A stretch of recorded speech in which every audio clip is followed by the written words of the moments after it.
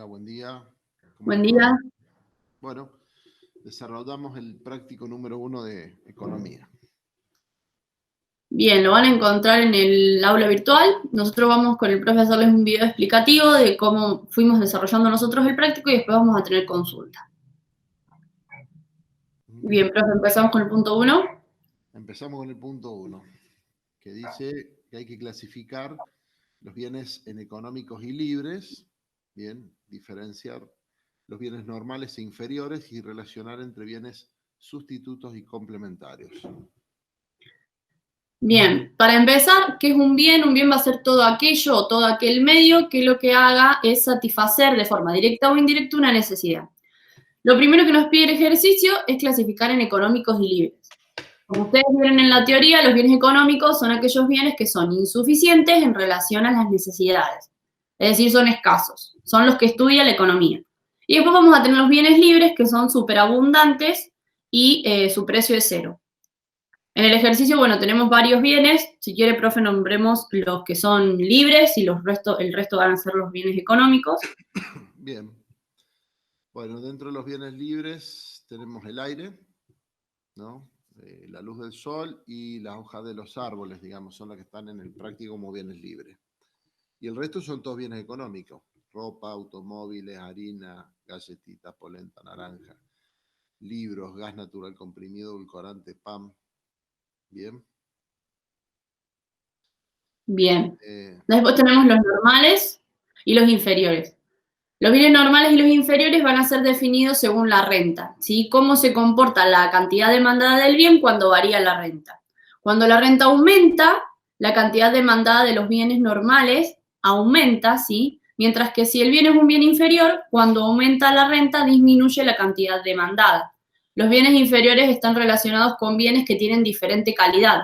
Entonces, cuando tenemos un aumento de la renta, vamos a irnos a bienes de mayor calidad y dejar de demandar bienes que son inferiores, como generalmente se conoce la polenta o la papa o el arroz. bien. A medida que Después aumenta tenemos la algunos renta. ejemplos acá de bienes normales y inferiores. Acá inferiores puede llegar a ser la harina, ¿no? De este ejercicio no hay muchos por ahí inferiores. Claro, La polenta, la harina, porque compras el pan y la harina sería el inferior. Cuando tenés plata ya no compras harina, sino que compras ya el pan elaborado. Cuando aumenta exacto. la renta. Y bueno, normales serían, por ejemplo, la notebook, la ropa de marca, ¿no? Puede llegar a ser también, bueno, el caviar, obviamente. Obviamente el caviar. Obviamente el caviar. Las galletas, Las galletas. La Play, sí, otro ejemplo, automóviles. un motor. Exacto. Y después tenemos por último la definición de los bienes según su relación con otros bienes, ¿sí? Cuando el bien es sustituto, al aumentar el precio de uno de esos bienes, la cantidad demandada del otro bien va a aumentar. Es decir, si vemos un ejemplo de bien sustituto en este ejercicio, tenemos el azúcar y el edulcorante, ¿no? Correcto. Si aumenta el precio del azúcar, va a aumentar la demanda, la cantidad demandada del edulcorante porque nos vamos a ir a reemplazarlo por otro bien, ¿sí? Exactamente. Lo mismo pasa con la nafta y el gas natural comprimido. Cuando Exacto. aumenta la nafta, empiezan las inversiones en los equipos de gas natural comprimido para adaptar los autos y poder consumir como combustible el GNC. Exacto. Ese es el ejemplo más conocido de bien sustituto porque es el más visible, ¿no? Exactamente. Y después tenemos los bienes complementarios. Los bienes complementarios son bienes que se consumen juntos, digamos, ¿sí? Cuando aumenta el precio de uno, disminuye la cantidad demandada del otro. En este ejercicio tenemos, por ejemplo, que es, bueno, como decíamos recién el profe, la nafta y el gas con el automóvil, ¿sí? Si no, después podemos encontrar café y azúcar o té y azúcar. Si aumenta el precio del té, yo demando menos azúcar porque los demando juntos, ¿sí? Exactamente. Después otro ejemplo de bienes complementarios en el ejercicio puede ser bastante no extremo, pero notebook y las baterías de las notebooks, por ejemplo, que es uno de los ejemplos que está acá. Sí, Play y DVD de Play, ¿sí? Son complementarios, se consumen juntos. exacto. Bien. Bien. ¿Pasamos al siguiente punto? Siguiente punto dice: elabore un modelo económico teniendo en cuenta las siguientes consignas. Usted es propietario de una carnicería y quiere maximizar sus utilidades. Mencione 3 variables endógenas y exógenas a este modelo que permitan cumplir con su objetivo. Bien. Bien.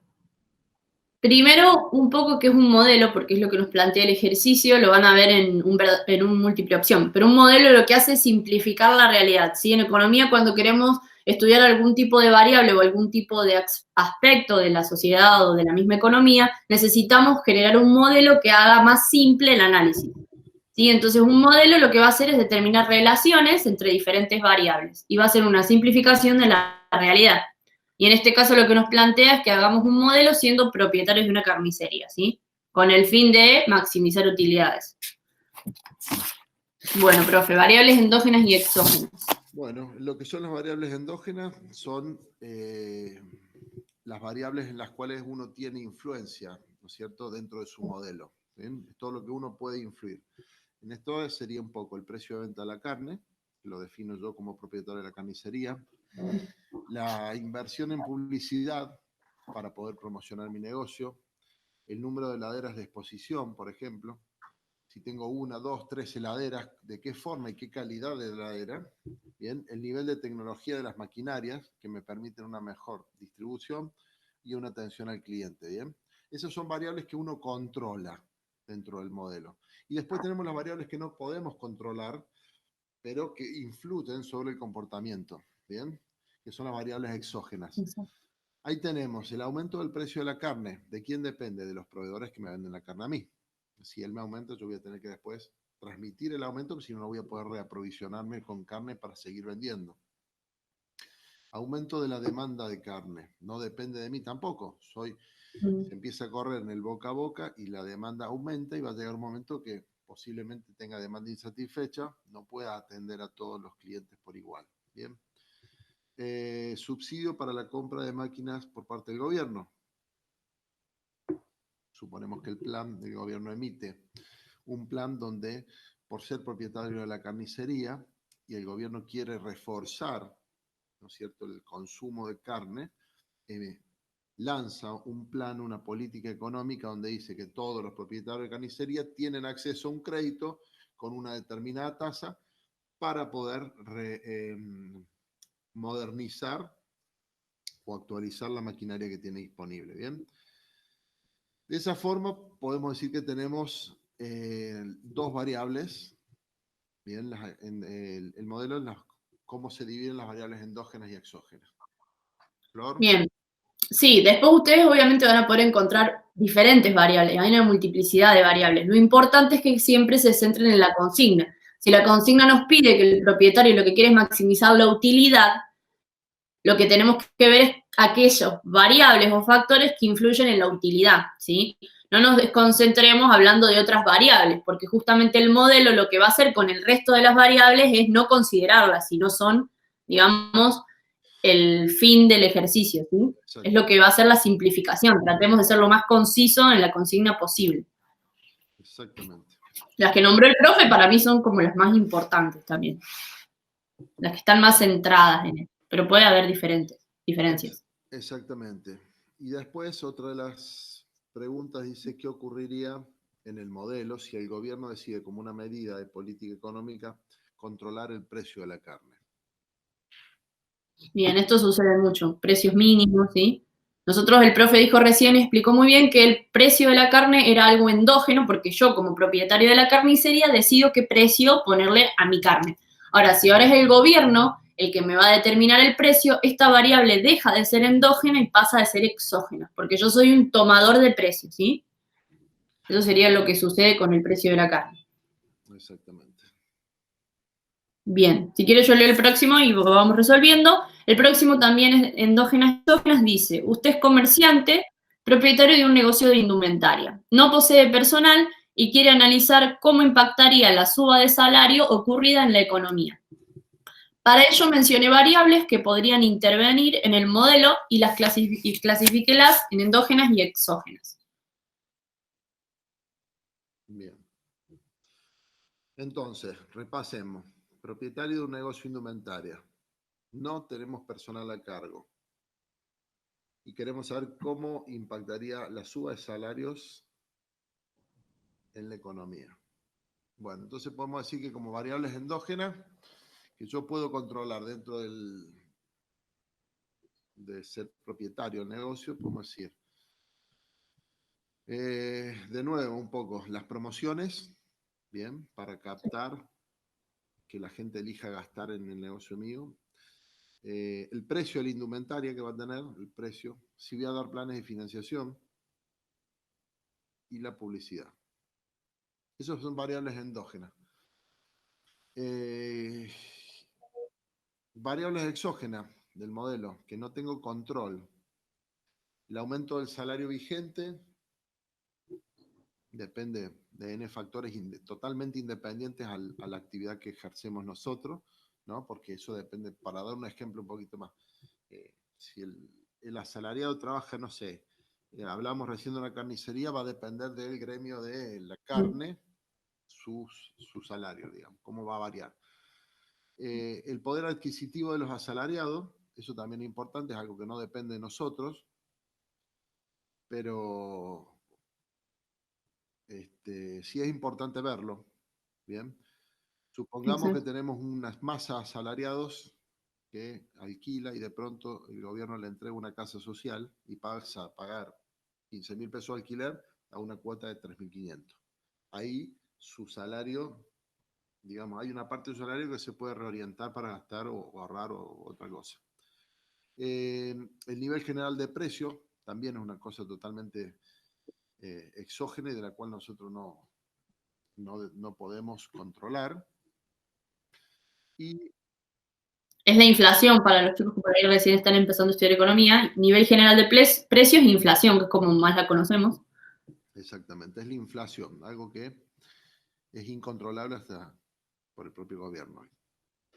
Aumento de la demanda de indumentaria, bien, también puede ser, supongamos que estamos en invierno y viene 2 meses de ola polar, va a aumentar la demanda de ropa de abrigo, bien.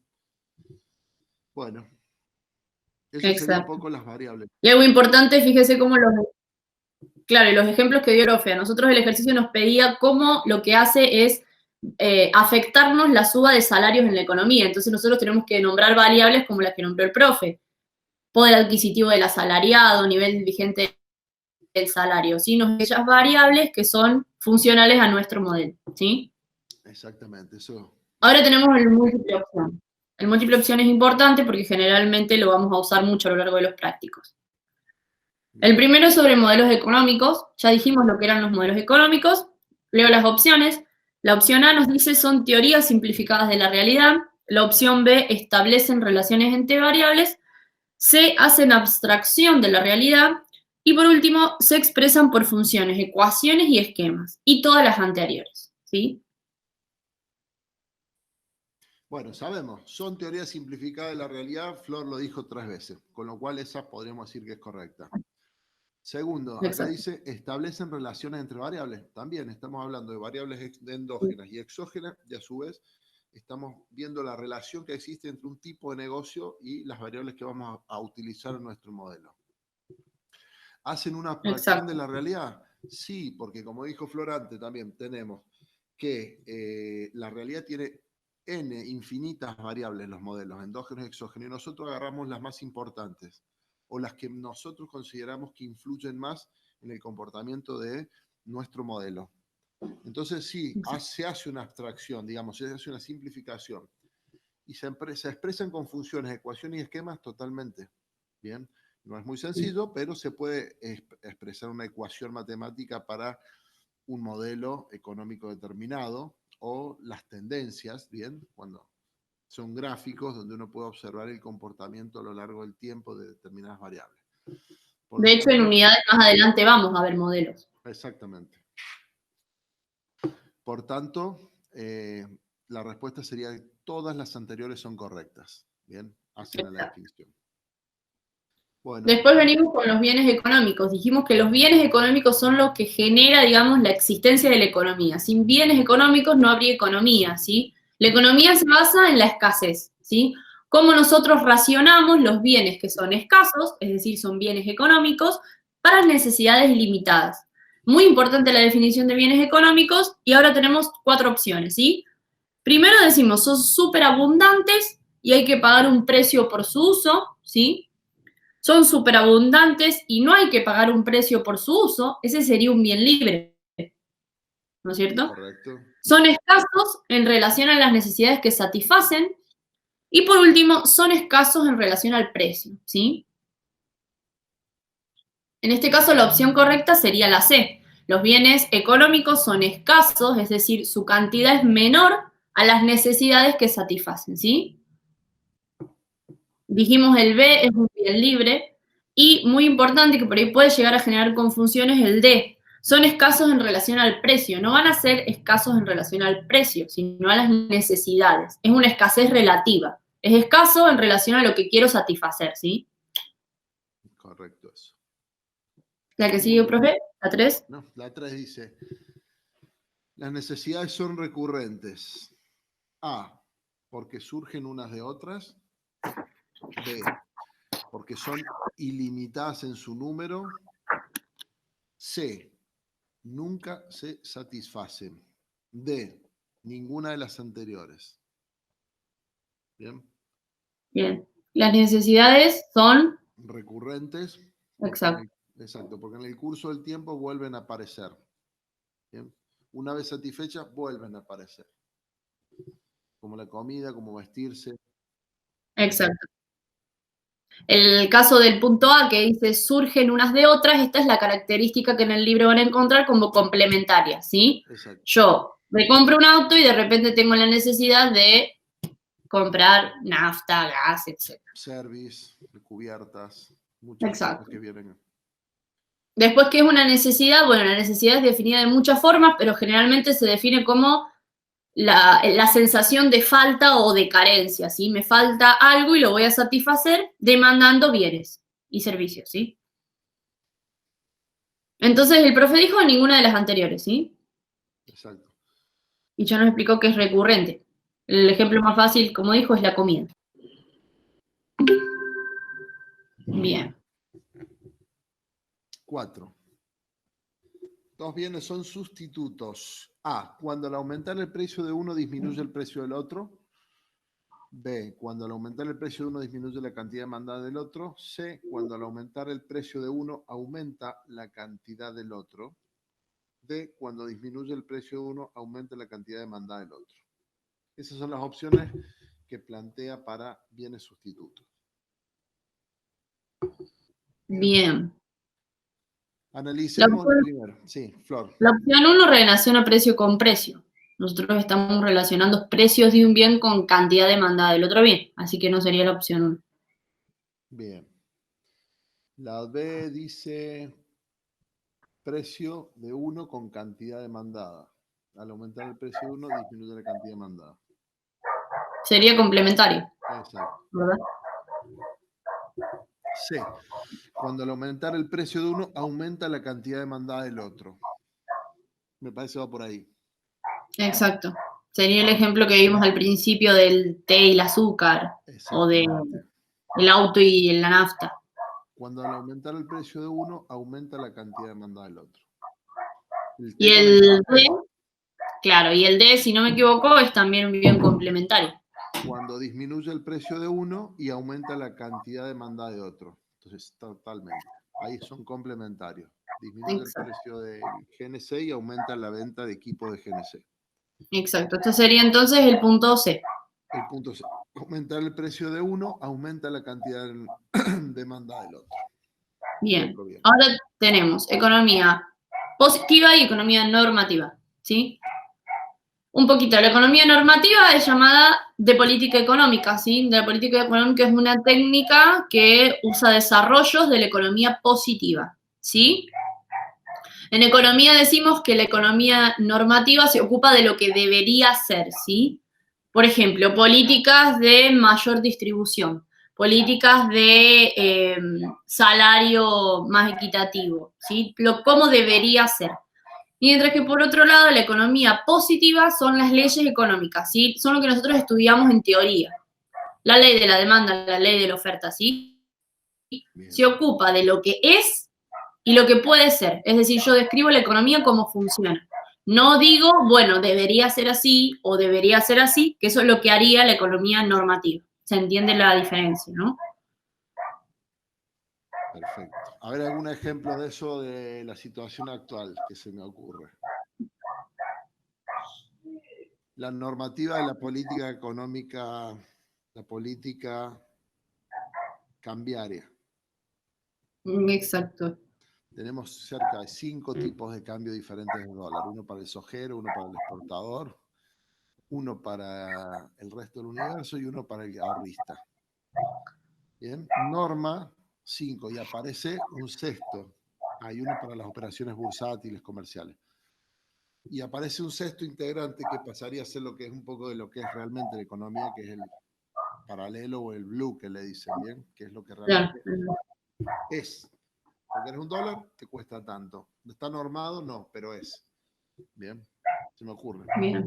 ¿Qué dice usted, Flor? Y el ejemplo positivo de eso sería, bueno, ir a un libro y estudiar la ley que regule o la teoría que explique, digamos, todo lo que es comercio internacional, tipo de cambio, tasa de interés real, tasa de interés nominal, ¿sí? Philip no, todo lo que es Fisher. Eso sería la parte positiva de lo que el profe les explicó, que es justamente lo normativo. Es lo que por ahí nosotros más vemos en las noticias, lo normativo. Generalmente no vemos a un periodista o un economista hablando de teoría puramente económica, sino vemos a analizar políticas económicas, ¿no? Exactamente. Bueno, y en el ejemplo tenemos, primero dice, el aumento de la tasa de interés disminuye la inversión. Eso sería economía positiva, ¿sí? Es una ley. Nosotros sabemos por el estudio de la ciencia y de la economía que cuando aumenta la tasa de interés disminuye la inversión. ¿Por qué? Porque los inversionistas se van a financiar con préstamos, ¿sí? Y muchas veces también disminuye porque prefieren irse a lo que es el mercado financiero y no a la inversión real. Si consideramos la inversión como lo real. Bien, exacto. B, dice 2, el aumento del ahorro baja la tasa de interés. También es positivo, una norma.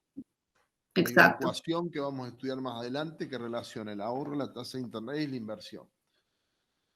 Bien, es una norma, está estudiado así.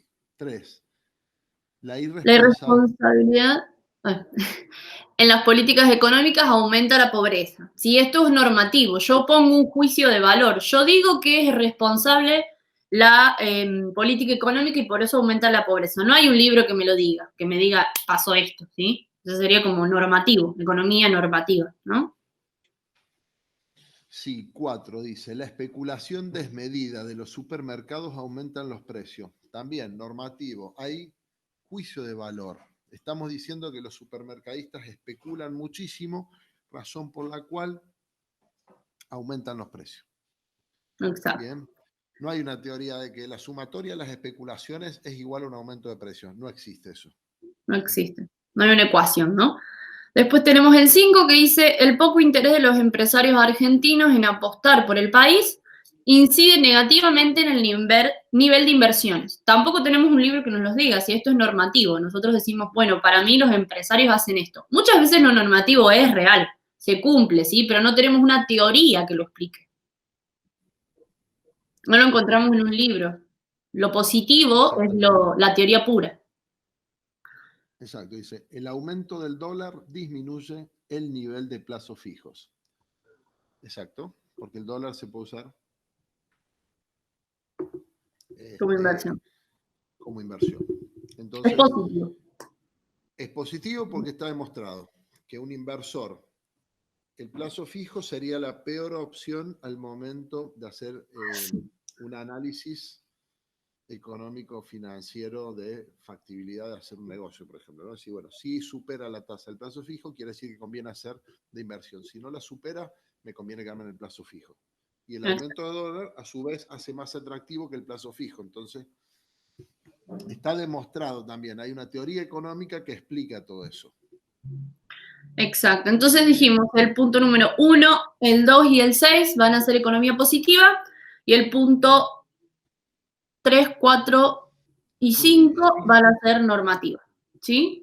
Exactamente. Bueno, ahora vamos con un poco de lo que es en sí más de la ciencia en sí, ¿no? Dice, identifique los siguientes postulados según correspondan a una visión deductiva o inductiva.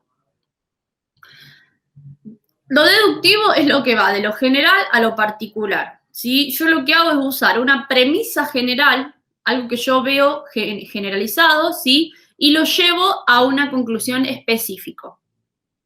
Por otro lado, lo inductivo es lo contrario. Yo voy de lo particular a lo general. Veo premisas específicas y particulares y los generalizo, ¿sí? Acá tenemos dos ejemplos. Bien. Bueno, leemos uno. Dice, todos los niños son felices. Juan es un niño, Pedro es un niño, Juan y Pedro son felices. ¿Qué estamos haciendo en esto? Estamos viendo desde lo general, porque Todos. decimos todo, el conjunto universal de niños es feliz. Después me dice que Juan es un niño y que Pedro también es un niño. Entonces, lo general dice, todos los niños son felices, Juan y Pedro son felices. Es visión deductiva. Exacto. La otra va a ser inductiva porque va a empezar desde lo particular. Va a decir, Juan es feliz, Pedro es feliz, Pedro y Juan son niños, entonces todos los niños son felices, ¿sí? Obtengo una conclusión general partiendo de dos individuos, ¿sí? Inductiva. Bueno, y acá tenemos micro y macro, ¿sí? El punto que sigue dice, Bien. los siguientes titulares de los diversos diarios deben ser clasificados según sean objeto de estudio de la micro y de la macro. Nosotros en la materia vamos a ver micro al principio, como dijimos, el primer parcial, y macro el segundo parcial. ¿Quiere que definamos micro y macro primero? Vale. Micro sería el estudio de la economía puntual, de una industria específicamente, por ejemplo, ¿no? Y macro son ya a un nivel país, a un nivel economía regional, un conjunto de países, un hemisferio, sería un poco macro. Bien, lo Claro. micro es el estudio, la micro va a estudiar las unidades económicas, y la palabra unidad es lo que el profe dijo, una industria, una familia, una empresa, ¿sí? Un sector, mientras que la macro va a estudiar el todo, ¿sí? Lo regional, lo global, lo país, va a estudiar todas variables que se consideran agregadas y, por ejemplo, el desempleo total, el producto bruto total, ¿sí? El comercio internacional de todo el mundo, ¿sí? Mientras que en la micro vamos a ver la industria cerealera, el sector industrial, ¿no es cierto? Son como dos enfoques, son dos enfoques de la economía. Exactamente. Bueno. Bueno, entonces el primer titular dice, disminuyeron las importaciones de autopartes de la industria automotriz. ¿Qué estamos estudiando ahí? Micro. Estamos viendo micro. ¿Por qué? Industria de autopartes, el sector autopartes de la industria automotriz. Muy Exacto. puntual. B, la corrida cambiaria afectó el nivel general de precios. Sí, nivel general de precios, inflación, ¿sí? Es una variable agregada, es la macro. No nos referimos a un sector, sino a toda la economía, ¿sí? General, la palabra general nos da la idea de que es macro. C, la yerba es uno de los productos incluidos en la lista de precios cuidados.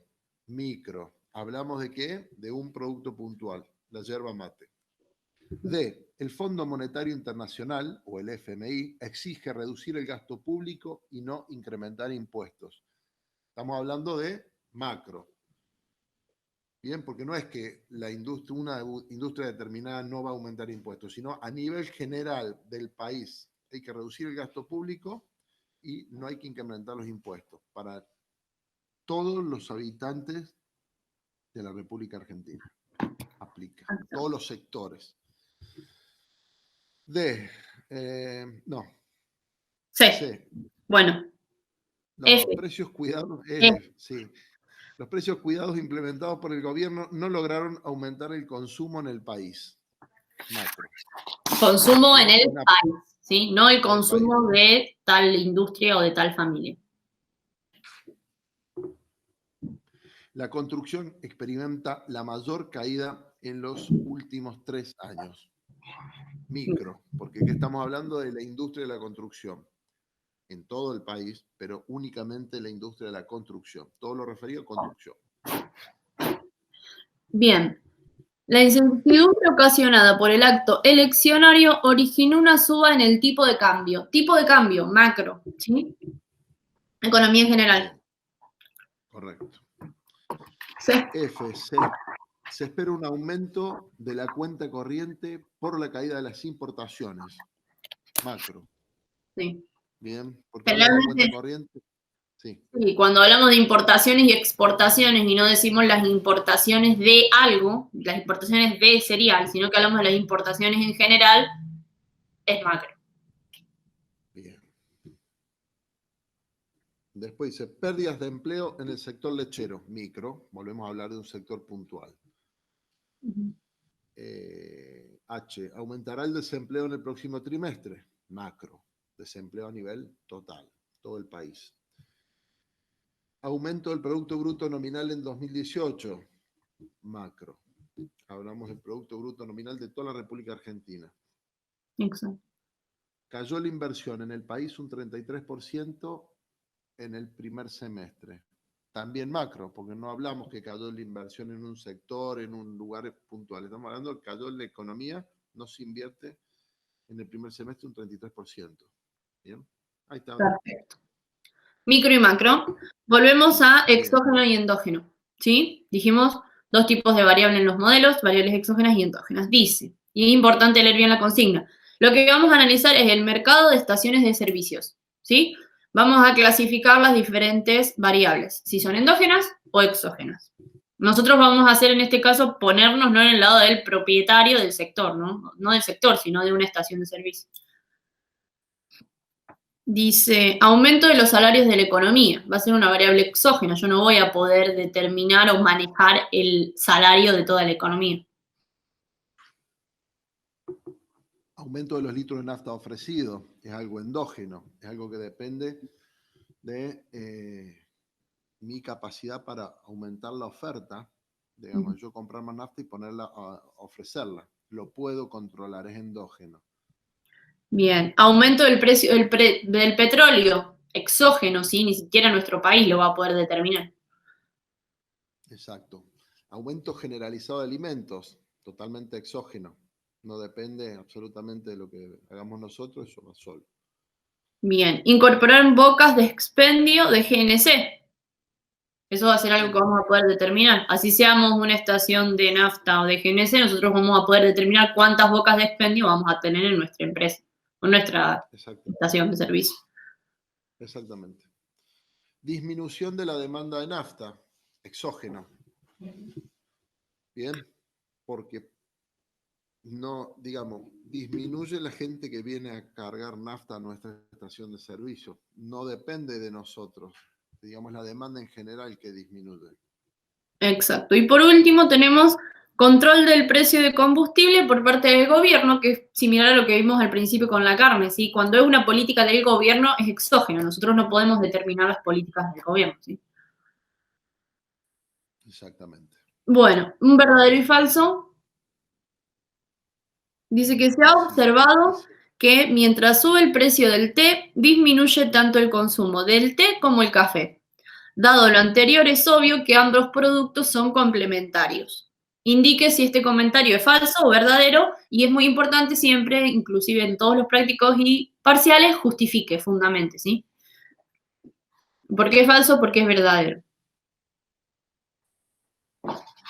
Bueno, podemos decir que es falso desde el punto de vista de la relación entre los bienes. Bien, bueno, son complementarios, sino que son sustitutos. Cuando sube el precio de uno, por ejemplo, el té, disminuye el consumo del té. Y por lo tanto, que aumenta el consumo del café. Exacto. Bien. Así, en la realidad los bienes no son complementarios, son sustitutos. Exactamente. Nadie toma una taza de café y una de té al lado, estimo, junto y lo compra junto.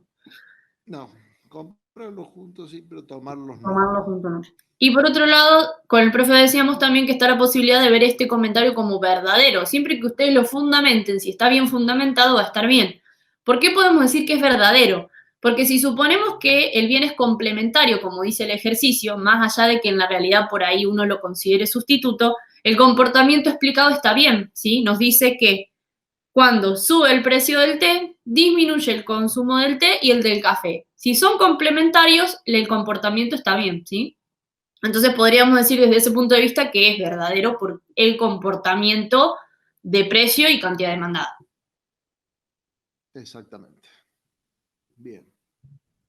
Y el último dice, si el precio de un bien es 0, entonces no tiene demanda, indique si este comentario es falso o verdadero y fundamentelo. Bien. En este caso va a ser falso, ¿sí? Que un bien tenga un precio 0 no quiere decir que no tenga demanda, ¿sí? Nosotros vimos al principio con el profe los bienes libres. Los bienes libres, su precio es 0. Yo no pago por el aire ni pago por la luz solar. Sin embargo, sí la demando, es decir, sí tiene una demanda, ¿sí? Estos bienes libres son los que no va a estudiar la economía, porque no son escasos. Por lo tanto, es falso. Bien, perfecto. Bueno, estimados alumnos, hemos llegado al final del primer práctico de economía. Así que bueno, nos estaremos viendo la clase que viene para el segundo práctico. Muchísimas gracias, Flor. Muchísimas gracias, profe. El miércoles 23 tendríamos la consulta. El miércoles 23. Bien, bueno, un gusto. Muchas gracias.